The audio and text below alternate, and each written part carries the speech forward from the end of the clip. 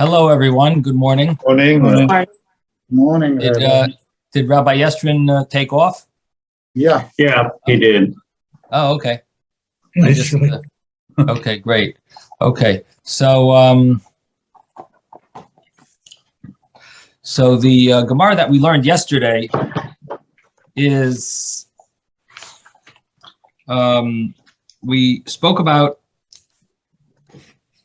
the double language Shamaya Tishma, the double term that it says in Shamaya Tishma, that if you will surely listen.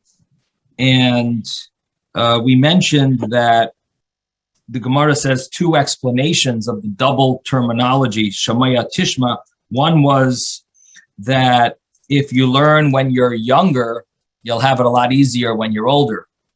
And Shamaya Tishma, if you surely will hear, and the double languages, one is referring to in your younger years and one is referring to in your older years. I just wanted to mention that the way the Gemara says it, the initial statement was that Hashem says that humans are different. I'm sorry. Reb Zera says in the name of Reb Chanina Bar Papa, come and see the difference between Midas HaKadosh Baruch Hu, the way Hashem is, and Midas Basar V'Dam, the way a human acts. And the Gemara says that by a human, normally empty things that are empty, an empty vessel can absorb, can receive things. A full vessel can't. However, the opposite applies to Hashem. That something that's complete can absorb, can receive things. And on that, it says that's the meaning of Shamaya Tishma, that it says a double language, Shamaya Tishma, to mean that something that is by Hashem, something that is Shamaya, that you already heard, that you did when you were younger, you will, even though you're full, you'll be able to absorb it later. And the one of the commentaries explains over here that what this means is that by a person, when it comes to physical food, for example, when you're full, you can't eat anymore. I mean, we try to, but there is a limit. And however, when it comes to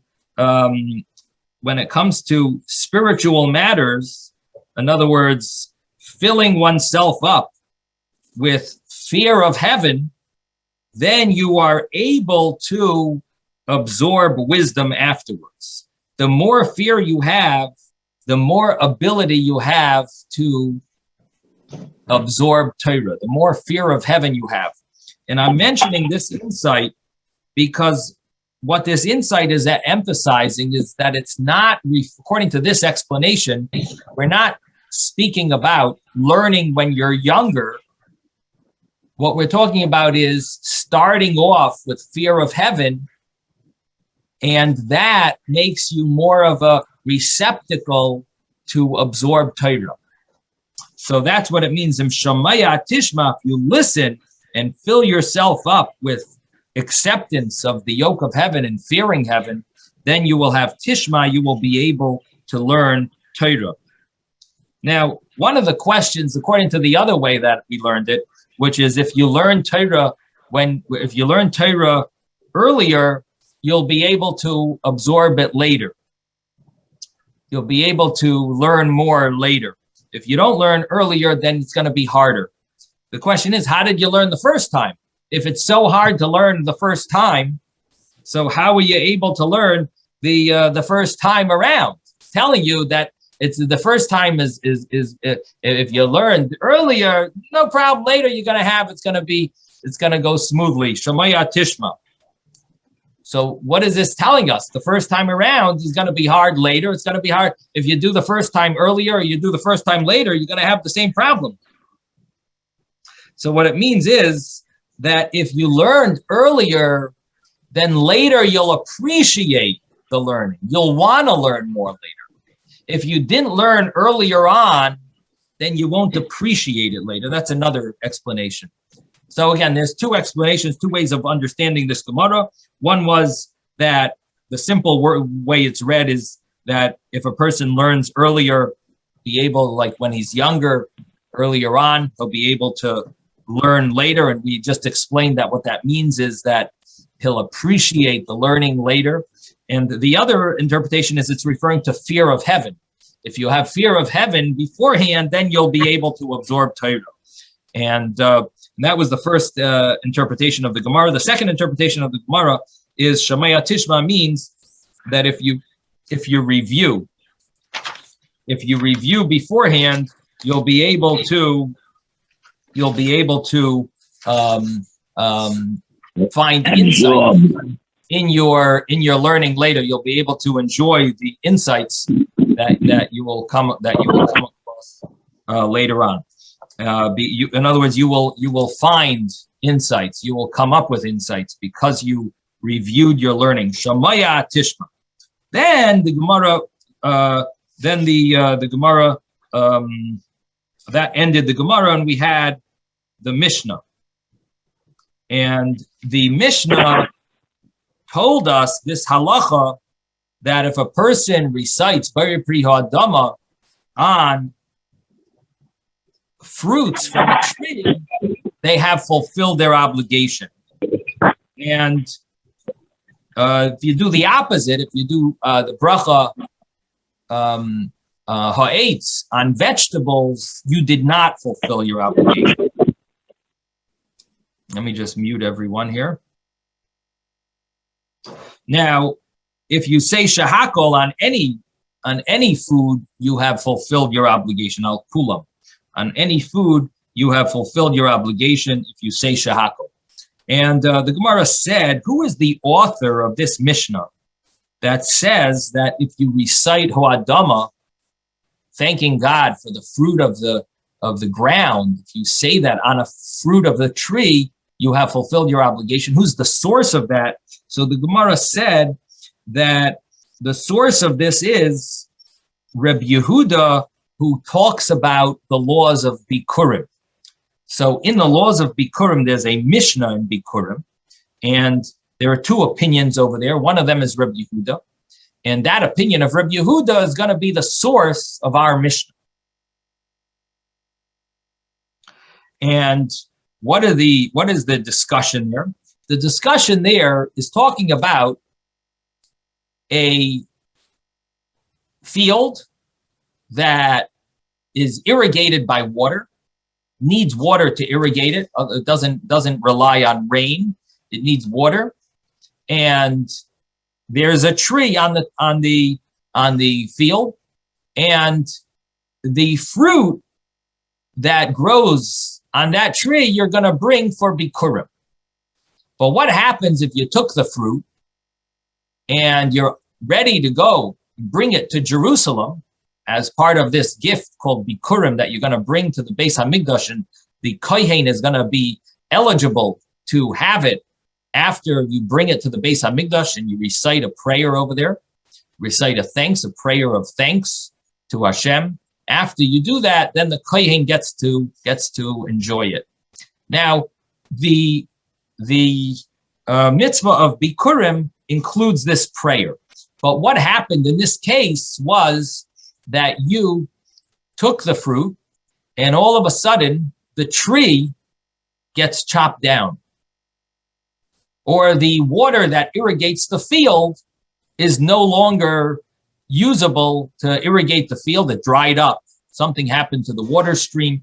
And so now you want to say this prayer of thanks, and the prayer of thanks has a sentence in it that says, Al Ho'adama Asher Nosan, for the land that you gave. And so you're thanking Hashem for the land.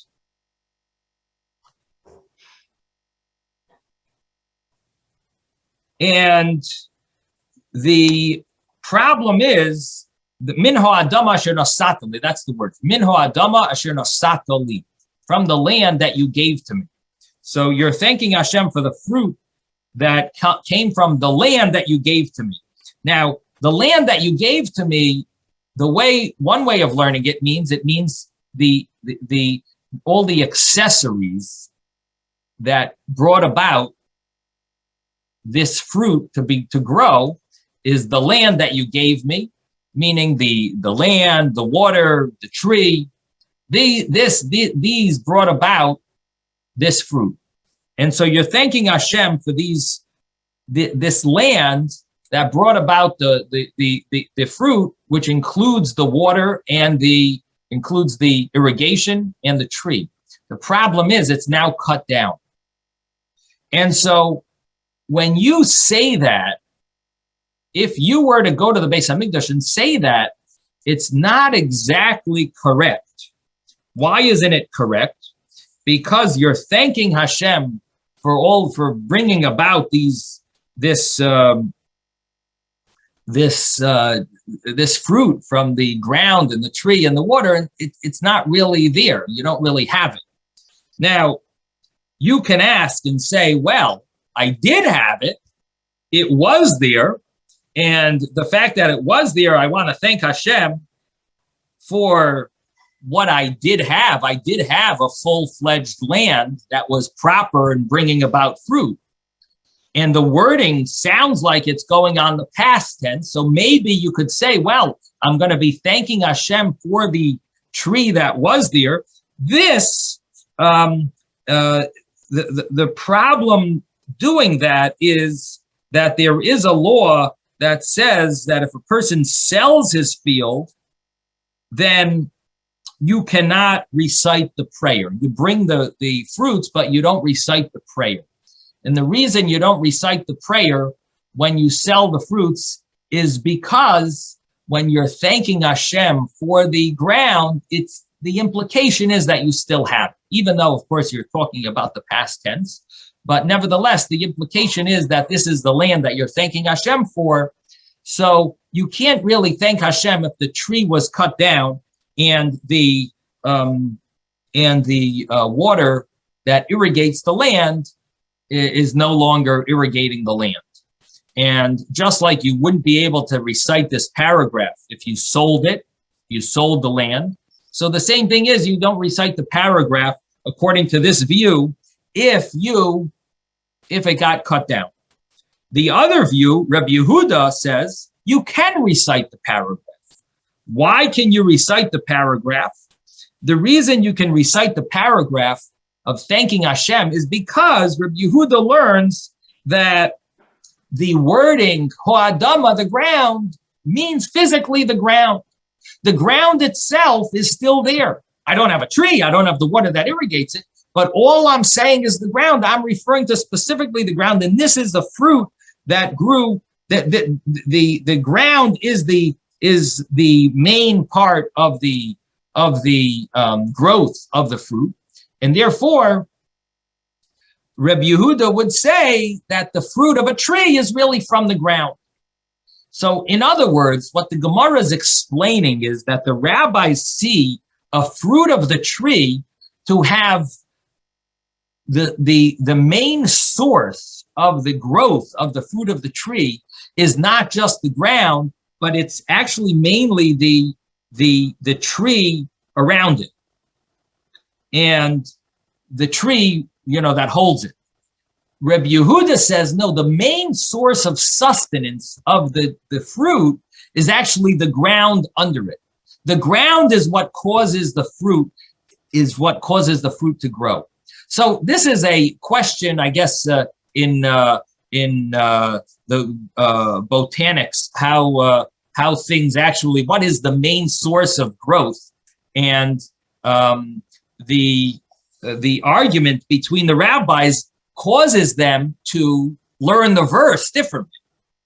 One opinion is that the ground that it says in the verse includes the tree as well, and includes the water that waters it.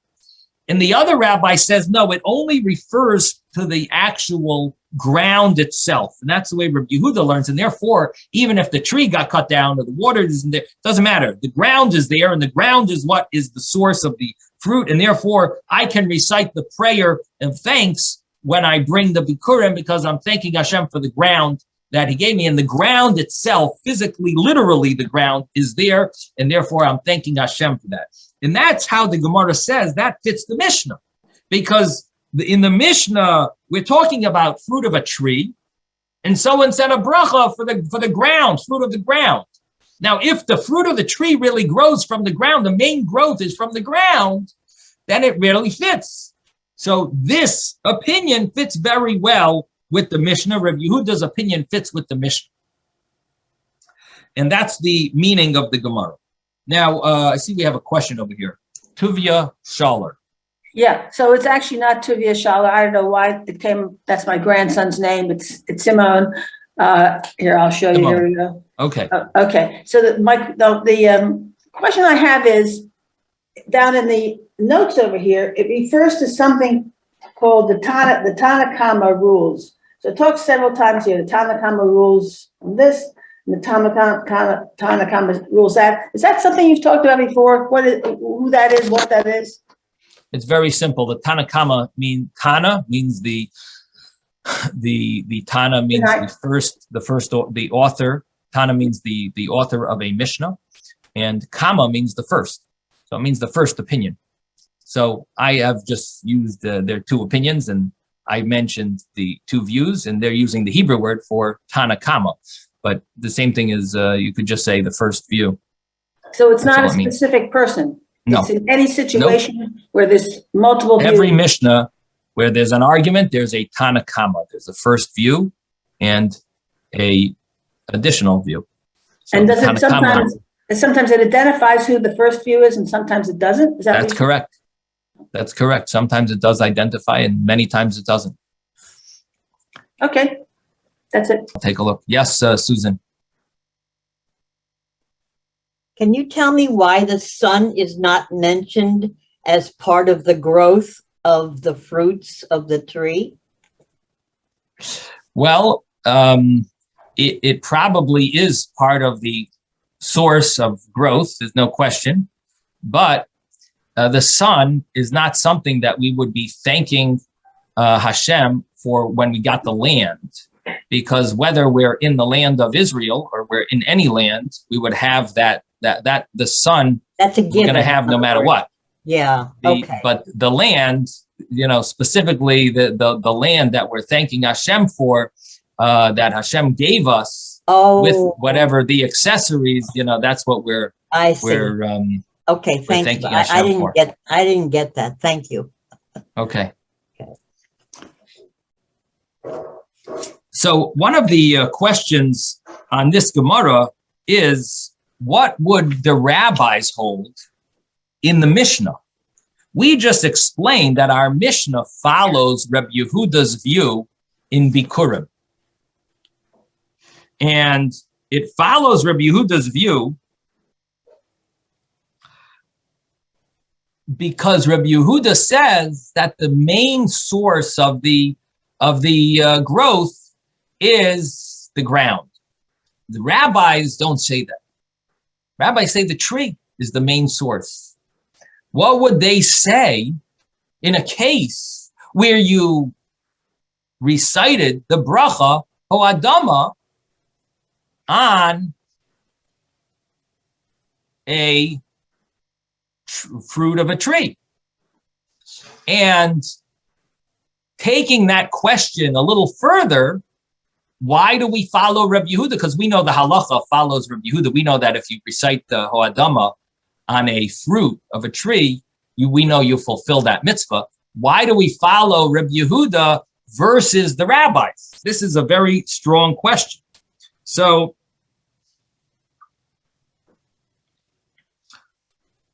the question really is,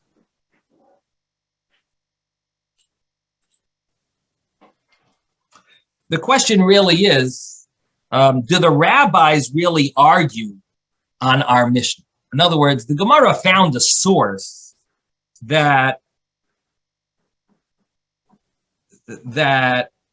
fits very well with our Mishnah. But do the rabbis in the Mishnah of Bikurim, do they really argue on our Mishnah? That really is the question. Can you learn that they agree with our Mishnah? And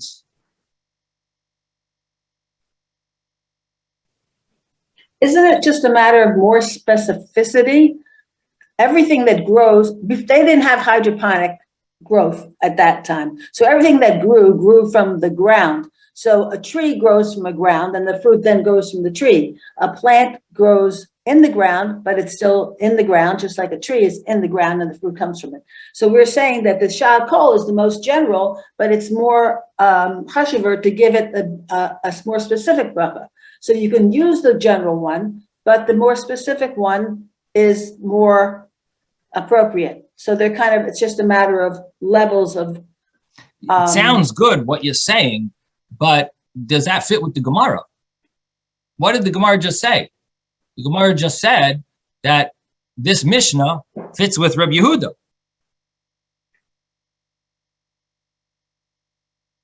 Right.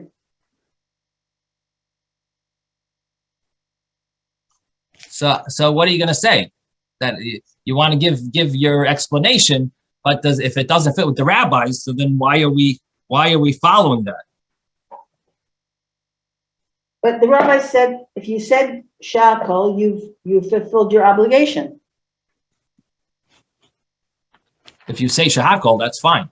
Right. But the rabbis, at least the simple way of reading the Gemara is that the rabbis don't seem to agree with our Mishnah. Rabbi Yehuda does. Rabbi Yehuda is the source of our Mishnah. The rabbis don't seem to agree. That would be the simple way of reading it.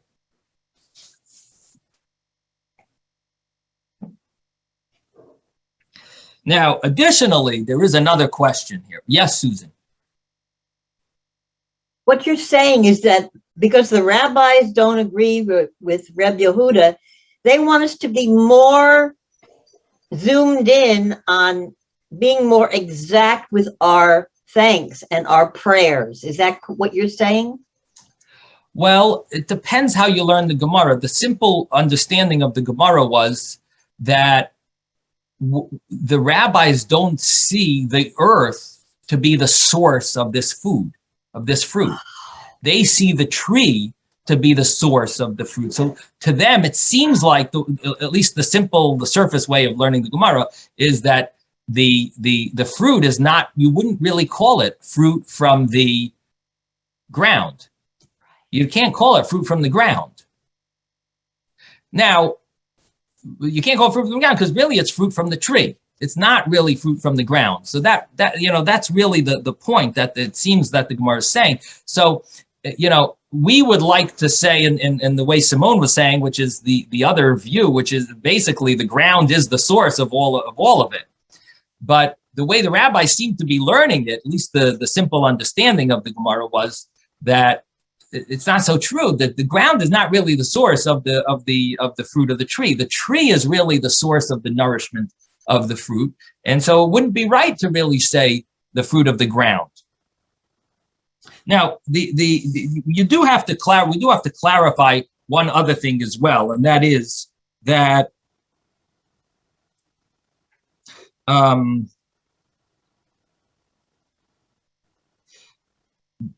ground is the source of the tree. The ground is the source of the tree. Maybe. It grows from the ground. But we're talking about the fruit here. We're not talking about the tree. If you were eating a tree, you wanted to say a bracha tree, maybe you would say something like that. This is from the ground. Rabbi? But here you're eating the fruit, and would you really say that the fruit is from the tree? Rabbi, Again, I'm learning. I'm trying to learn the Gemara, the simple surface, the way the Gemara is Rabbi? read, and these are the obvious questions that should come to mind when you learn this Gemara. Yes, Rabbi? Moshe. Trees produce a sugar called xylose. The xylose is the nourishment within the tree. It's the sugar in the tree that, for fruits, that cause the sweetness that's most likely in the fruit. But tree is also an extension of the fruit because xylose is a sugar, and you can eat xylose. Now, I know this sounds crazy, but I studied this. The xylose is a sugar within the tree itself. There's Okay. So what I'm saying is that it's also an extension of the fruit. So it maybe should be considered adama. I mean, Wait. So the xylose is a sugar in the tree itself. It's a sugar in the tree. In most trees, there's a sugar inside the tree. You can eat it? You can eat it. Yes. Okay. So what does that have to do with the fruit that grows? Because it goes into the fruit. That xylose goes into the fruit. It's like the veins. It's like the veins of the tree. It's like us. We have veins in our body. That carry blood. It's also the same. It's badam. It's the badam inside from the ground. So you're coming from a scientific perspective, and you're wondering that the xylose really end up nourishing the fruit, and you're saying the xylose, do they come, is that, so do you seem to think that the rabbi's view fits more with science, the way you're understanding it? Because the rabbis say the fruit actually comes from the tree and not from the ground, because the xylose are in the tree and it's going, or do you think it fits more with Rabbi Yehuda's view that the xylose are coming from the ground and getting all the nourishment is ultimately coming from the ground? Which way are you trying to prove? Which view, Rabbi Yehuda or the rabbis? What is the source, the main source? I'm just wondering what your conclusion would be according to your ground, knowledge. basically. The ground. So you think the ground. So you see it from scientifically from the ground. That's very, very interesting. We'll have to think about this. I'm glad you're knowledgeable in this and brought that up. Ezra, you have a question. Yeah. Well, I think the way the rabbis look at it is that if in fact the fruit is a product of the ground, then it should be able to grow directly from the ground. And it's not. It's coming directly from the tree. And so therefore, that's the reason why they say it is bu'epiyayitz. If it wasn't, then it would have grown directly from the ground and would have been bu'epiyadama. So that to me is a very simple way, if God wanted it to be directly from the fruit come from the ground, should have been directly from the ground. And then it would have been bu'epiyah adama. The rabbis are basically saying the tree is the thing that's producing the fruit. So therefore it is a fruit of the tree. Right. Rabbi Yehuda actually is perhaps looking at the other way. Says the tree comes from the ground and the fruit comes from the tree. And so the fruit is nothing more than an extension of the tree from the ground. So therefore, he says, in the case where you forget, you could say bu'epiyah adama, and it will meet the requirement. Okay, that's an interesting thought. Yes, Ben. Yeah, the tree turns whatever it gets from the ground turns into sap. And the sap is what's traveling in the tree and comes to the fruits and grows the fruits and so forth. Sometimes we tap into the tree and take out the sap.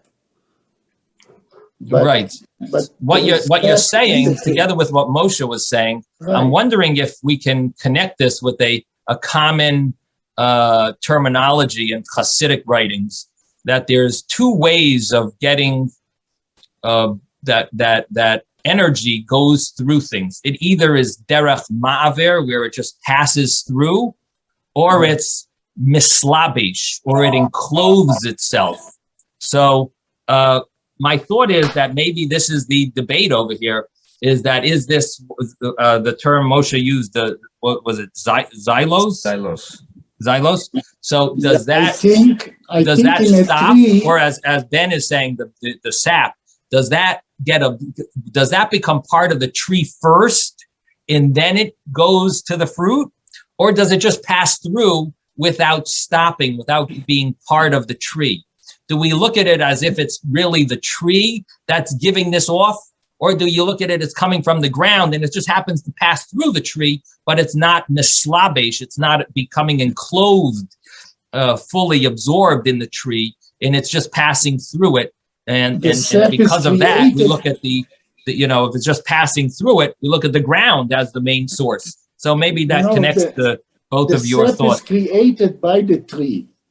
The sap is created by the tree. Yeah, the tree gets the nutrients from the ground, but creates the sap and brings it up. Okay, so do you feel that the rabbis view that it's the tree that gives the fruit more than the earth that gives the fruit? Do you see that The tree better? creates the fruit. The tree creates the but fruit. it uses the nutrients that he gets from the ground. The ground. So it's both of them. You're making it hard on us, Ben. Yeah. Anyway, so the bottom line is that this is, there is one more question that must be asked. I hope you have a few more minutes, everyone. Sorry to take a few more minutes, but we're really, I want to move a little further. So, so just to mention here, there is a famous question also on this Gemara, and that is that the wording that is used in the prayer, the blessing, the prayer of blessing that they praise that they say when they bring the fruit is from the fruit meirashis called pri ho'adama, from the first of all the fruit of the ground. Now, what type of fruit is brought as bikurim? The fruit that's brought as bikurim are the 7 species. What are they?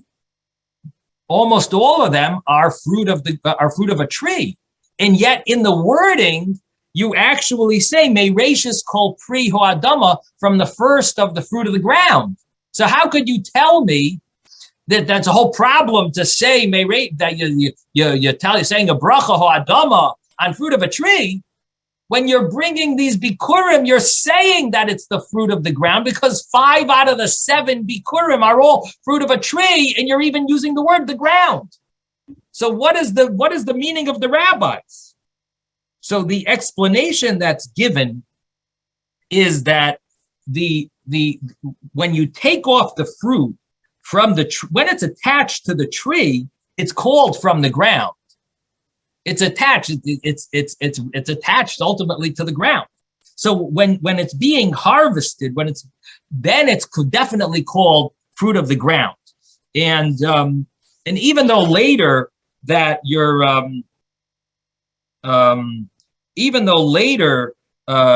reciting this prayer when you're bringing it, but you're referring to the fact that you harvested it from the ground. So the actual wording of the prayer is not a contradiction, because when it's attached, it definitely is called from the ground. It's when you harvest it, that's when we say, is this called fruit of the ground or fruit of the tree, or could it be both? Rabbi Yehuda says it could be both. I mean, it's definitely more appropriate to call it fruit of the tree, but fruit of the ground is also, it's not wrong. The rabbis say no, it's no longer called fruit of the ground. When it's attached, it's not a problem to call it fruit of the ground. When you have it afterwards and you want to say, fruit of the ground, that's a problem according to the simple learning of Rabbi Yehuda. Now, what comes out from this is something interesting, that if you learn it this way, the rabbis would hold that if you recite ho'adama on fruit of a tree, you don't fulfill you'd have to repeat the bracha. But if you're at a tree that's attached to the ground, the fruit is still on the tree and you said the bracha, then the rabbis would say no problem. If you were at the tree is attached to the ground, then the bracha would seem to be fine. But if it's detached, the simple way of reading the Gemara would be the rabbis would seem to argue. Now, however, I have to mention that the commentaries discuss this, and they say it seems surprising that the rabbis would argue on this halacha and that we don't follow the rabbis, and therefore the understanding is that the Gemara just brought this view of Rabbi Yehuda because it fits very clearly with the view of the Mishnah. But it doesn't mean the rabbis would argue. Really, the rabbis also agree that it's still called from the ground, even though you can't recite the Bikurim bracha. You don't recite that prayer on Bikurim, but nevertheless, you would recite, and when it's cut down, when the tree is cut down, and the water, or the water is no longer, it's dried up, but you wouldn't recite that when they're no longer there. But nevertheless, the actual fruit could be considered fruit from the ground, and the rabbis would agree with this Gemara. Now, the Ben, you want to ask something? Yeah, I wanted to ask, in the Bria, during the Bria, does it say in the Tanakh that God created trees, or does it say created grass only? No, eitz peri, oisa pri lemina yasher zara bayal aretz. Oh, It yeah? does say eitz peri. Okay. Commanded eitz or eitz oisa pri, the way it ended up being. Yeah, it So uses the the tree word makes eitz. the fruit, according to what you're saying. Oise What do you- tree. The No, eitz oise tree. Eitz oisa pri. Yeah. But it doesn't necessarily mean that it's the source. It's the main source. It's a But he tree. makes it. Well, you could still say that it's fruit That's that why I grows on a said tree. it's That both, a tree. you know, In other it's words, both. it's definitely both. There's Yeah. no question that it's both. The question is if the ground is also a main source. I guess you have to learn that way. It's a good question. Yeah. Good point. Good point. Eitz oisa pri. Okay. Now the next thing that we learned was that if you did the opposite, if you said a bari pri ha'etz on a vegetable, you do not fulfill the bracha. The bracha is not good enough. And the Gemara says that's obvious. The Gemara answered, no, it's not so obvious, because there is an opinion that wheat is actually a tree. And because wheat is a tree, you might think that if you said a bari pri ha'etz on wheat, you would fulfill the bracha. And the answer is no, even though it's like a tree, but it's not exactly a tree, and you don't fulfill the bracha on wheat. And the Gemara got into what type of tree was the Eitz Hadas, the tree of knowledge that Adam and Eve sinned with. Which tree? What type of tree was it? So the Gemara had three views. The Gemara said, first of all, Reb Meir says it's the grapevine, and that is the tree of knowledge. And the next opinion says that it was a fig tree, and that was the tree of knowledge. And the final view is what the Gemara wanted, and that is that it's a wheat stalk. Now, and he wants to say that the wheat is considered, it's called Eitz Hadas, a tree. So you see, wheat could be called a type of tree. The Medrash asks a question. He says, how could you call wheat a tree? It's impossible. So the Medrash answers that it was so tall, the stalks were so tall, they were as tall as the cedars of Lebanon. That's the answer the Medrash gives. And that's why the stalk could be called a tree. That's the Medrash's answer. I do want to mention that there is another Medrash that says that the tree was an esrog tree. So the Gemara said three opinions. There is a Medrash that says a fourth opinion, that it was an esrog tree. And there's also a fifth opinion that's quoted in the Medrash that it says that Hashem did not want to disclose what type of tree it was. So we don't know, we won't know. But those are the other views, that it might be an esrog tree. Definitely not an apple. That's not a view. Now I want to mention, number one, there is a Gemara that says that Adam Harishon was a chassid gadol, was very righteous. And the reason he was very righteous, it says, was because for 130 years, we know he separated from his wife after the sin.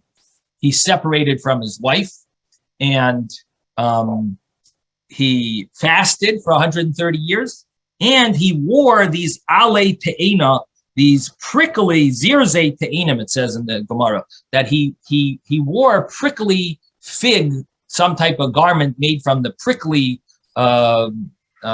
leaves of the fig. So the understanding, Teres Chaim, one of the commentaries says, this is what it means in our Gemara, that why the Gemara says, why was it a fig tree? Because the sin was done with a fig tree. We know from the fact that he wore fig leaves afterwards. In the thing that you fix the sin up with the thing that you sinned with. In other words, whatever you sinned with, you want to fix. You want to use that to fix it. Now, the simple reading of the Gemara was, we gave two explanations. One is simply, you use fig trees because it was a fig tree, so he wanted to cover himself up with the fig tree. Then we had another explanation, which is a Tosfos somewhere else, not here in our Gemara, in Sanhedrin, that Tosfos over there says that the child of a minister had sinned with one of the maidservants, and so the minister kicked him out of the palace.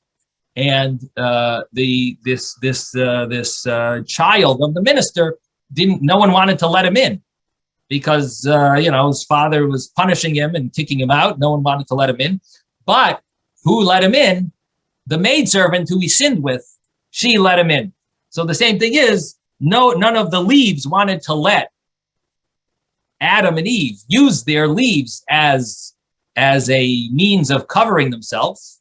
You sinned, you're kicked out, and we don't want to let you use our leaves. But the fig tree allowed it because that must have been the tree that she sinned with.